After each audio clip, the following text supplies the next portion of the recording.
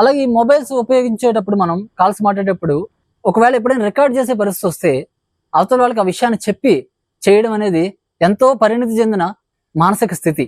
So మనం పరిణితి చెందిన మానవులం, మనం అనాగరికమైన మానవులం కాదు.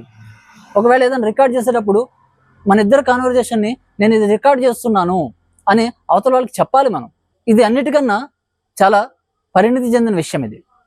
అలాగే ఈ మొబైల్ ఫోన్ని మాట్లాడేటప్పుడు స్పీకర్లో పెట్టి మాట్లాడడం అందరికీ అలవాటైపోయింది.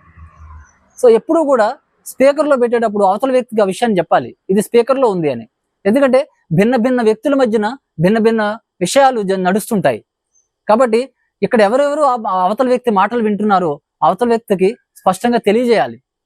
ఏదైనా ప్రత్యేకమైన పరిస్థితి తప్పితే, చాలా ప్రత్యేకమైన పరిస్థితి తప్పితే ఎప్పుడు కూడా ఆ స్పీకర్లో పెట్టి ఇతరులకి ఒక ఇద్దరి మధ్యన కాన్వర్జేషన్ని వినిపించడం అనేది ఎప్పుడూ జరగకూడదు. ఈ రికార్డులు చేయడాలు, ఈ స్పీకర్లో పెట్టి వినిపించడాలు తాత్కాలికంగా ఏదో లబ్ధి పొందాం అనుకుంటాం, కానీ అది మరి సమాజానికి చాలా చాలా చెడు చేస్తుంది. ఒక మానవీయ సంబంధాలకి, ఒక మనిషి యొక్క పరిణితికి సంబంధించిన విషయం ఇది.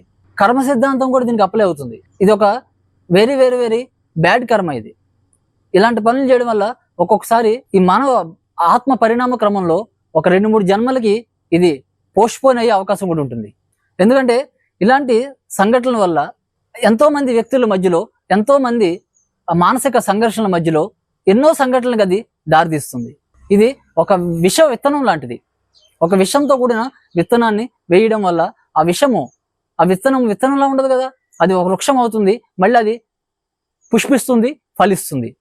కాబట్టి ఇలాంటి పనులు ఏ ఒక్కరికి కూడా అది ఆమోదించే విషయం కాదు ఇది.